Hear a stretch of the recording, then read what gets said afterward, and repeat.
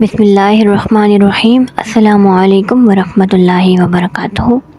Guys, ہمارا topic غزوہ خیبر تھا، جو کہ میں آپ لوگ ساتھ پچھلی 2 ویڈیوز میں اس کے متعلق کچھ شیئر کیا، اور آج بھی ہم اسی پر بات کریں گے۔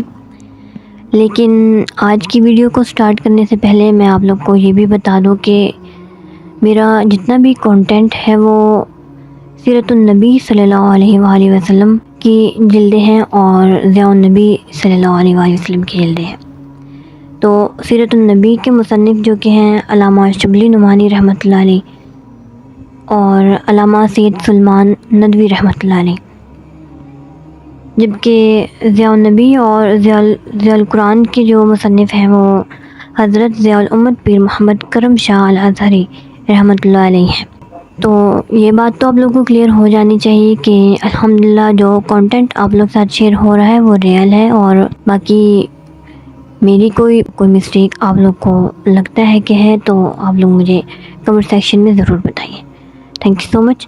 آئیے آج کی ویڈیو کی طرف چلتے ہیں۔ حضور صلی اللہ علیہ وآلہ وسلم کا مقصد جنگ نہ تھا، لیکن یہود نے جب بڑے سر و سامان کے ساتھ جنگ کی تیاری کی تو آپ صلی اللہ علیہ وآلہ وسلم نے صحابہ رضی اللہ تعالیٰ عنہ کو مخاطب کر کے واعظ فرمایا اور جہاد کی ترغیب دی۔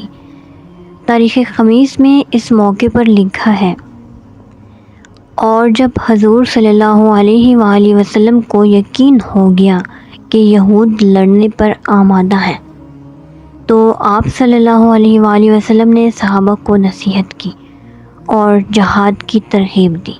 سب سے پہلے قلعہ نائم پر فوجیں بڑھی۔ حضرت محمود رضی اللہ تعالیٰ عنہ بن سلمہ نے بڑی دلیری سے حملہ کیا اور دیر تک لڑتے رہے، لیکن سخت گرمی تھی، تھک کر دم لینے کے لیے قلعہ کی دیوار کے سائے میں بیٹھ گئے۔ کنانہ بن ربیع نے قلعہ کی فصیل سے چکی کا پارٹ ان کے سر پر گرایا، جس کے صدمے سے وفات پائی، لیکن قلعہ بہت جلد فتح ہو گیا۔ نائم کے بعد اور قلعے بآسانی فتح ہوتے گئے، لیکن قلعہ کموس مرحب کا تخت گاہ تھا۔ اس مہم پر حضور صلی اللہ علیہ وآلہ وسلم نے حضرت ابوبکر رضی اللہ تعالیٰ عنہ اور حضرت عمر رضی اللہ تعالیٰ عنہ کو بھیجا، لیکن دونوں ناکام واپس آئے۔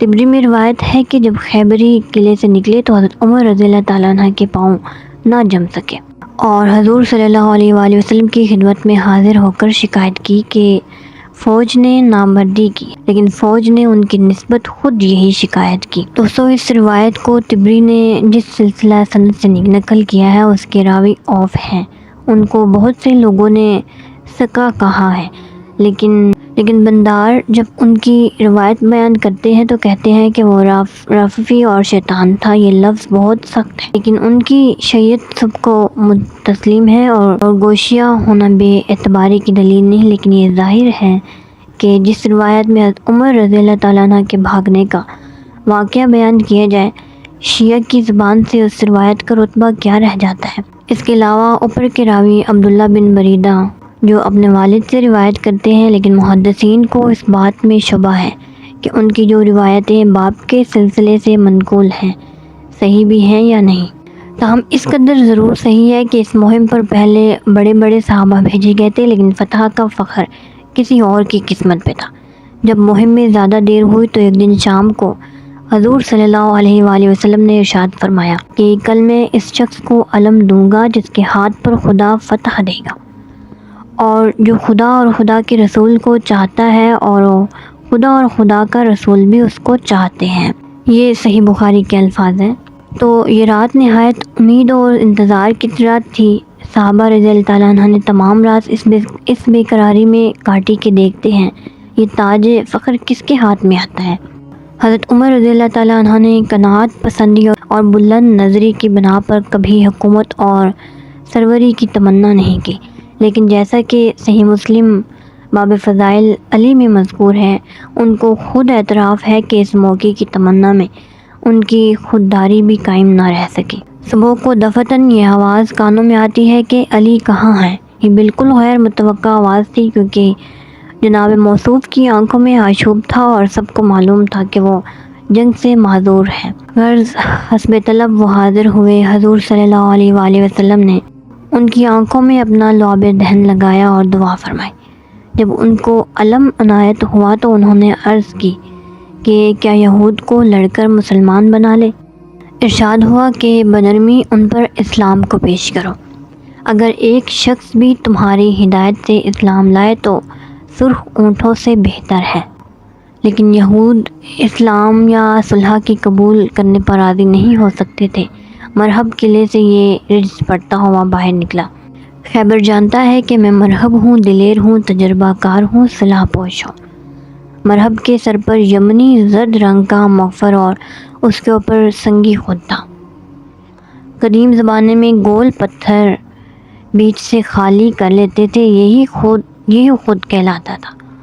مرحب کے جواب میں حضرت علی نے یہ رجز پڑھا، میں وہ ہوں کہ میری ماں نے میرا نام شیر رکھا تھا، میں شیر نیستہ کی طرح مہیب اور بد منظر ہوں۔ تو مرحب بڑے تم تراک سے آیا، لیکن حضرت علی نے اس زور سے تلوار ماری کہ سر کو کاٹتی ہوئی دانتوں تک اتر آئی اور ضربت کی آواز فوج تک پہنچی۔ پہلوان کا مارا جانا عظیم الشان واقعہ تھا، اس لیے عجائب پسندی نے اس کے متعلق نہایت مبالغہ آمیز افواہیں پھیلا دی۔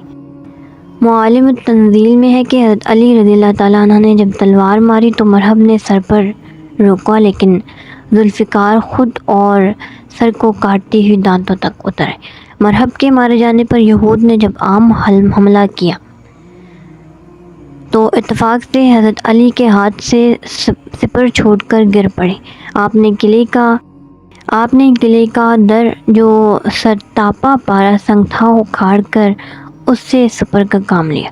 اس واقعے کے بعد ابو رافع نے 7 آدمیوں کے ساتھ مل کر اس کو ہٹانا چاہا تو جگہ سے بھی نہ ہل سکا۔ یہ روایتیں ابن اسحاق اور حاکم نے روایت کی ہیں، لیکن بازاری قصے ہیں۔ علامہ سخاوی نے مقاصد حسنہ میں تصریح کی ہے کہ سب لغو روایتیں ہیں۔ ابن اسحاق، موسیٰ بن عقبہ اور واقدی کا بیان ہے کہ مرحب کو محمد بن مسلمہ نے مارا تھا۔ مسند ابن حنبل اور نووی شرح صحیح مسلم میں بھی ایک روایت ہے، لیکن صحیح مسلم اور حاکم میں حضرت علی رضی اللہ تعالیٰ ہی کو مرحب کا قاتل اور فاتح خیبر لکھا ہے اور یہی صحیح روایت ہے۔ غرض یہ قلعہ قموس جو تھا وہ 20 دن کے محاصرے کے بعد فتح ہو گیا۔ ان مارکوں میں 93 یہود مارے گئے، جن میں حارث، مرحب، اسیر، یاسر، عامر زیادہ مشہور ہیں۔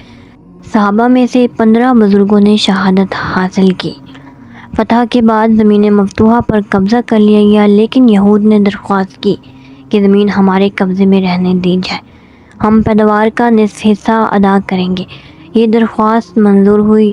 بٹائی کا وقت آتا تو حضور صلی اللہ علیہ وآلہ وسلم عبداللہ بن رواحہ کو بھیجتے تھے۔ وہ غلے کو 2 حصوں میں تقسیم کر کے یہود سے کہتے تھے کہ اس میں سے جو حصہ چاہو لے لو۔ یہود اس عدل پر متحیر ہو کر کہتے تھے کہ زمین اور آسمان ایسے ہی عدل سے قائم ہیں۔ خیبر کی زمین تمام مجاہدین پر جو اس جنگ میں شریک تھے تقسیم کر دی گئی، اس میں حضور صلی اللہ علیہ وآلہ وسلم کا خمس بھی تھا۔ عام روایت ہے کہ مال غنیمت میں سے خمس کے علاوہ ایک حصہ رسول صلی اللہ علیہ وآلہ وسلم کے لیے خاص طور پر کر لیا جاتا تھا، جس کو صفی کہتے ہیں۔ اس بنا پر حضرت صفیہ رضی اللہ تعالیٰ عنہ کو آپ صلی اللہ علیہ وآلہ وسلم نے لے لیا اور آزاد کر کے ان سے نکاح کر لیا۔ تو گائز انشاءاللہ نیکسٹ ویڈیو میں حضرت صفیہ رضی اللہ تعالیٰ عنہ کے واقعے کی تحقیق پر بات کریں گے، اور آئی ہوپ کہ آپ لوگوں کو میری سمجھ آ رہی ہوگی۔ اس کے علاوہ اپنی رائے کا اظہار مجھے کمنٹ سیکشن میں ضرور دیتے رہیے گا، اور آپ سب کی سپورٹ کرنے کا بہت بہت بہت زیادہ تھینک یو۔ اللہ آپ لوگوں کو اس کا اجر عطا فرمائے، جو جہاں کہیں بھی رہے ہمیشہ خوشحال رہیں، آمین ثم آمین۔ جو نیو آئے ہیں چینل پر وہ چینل کو ضرور سبسکرائب کریں اور مجھے سپورٹ کرتے رہیں۔ تھینک یو سو مچ۔ اللہ حافظ۔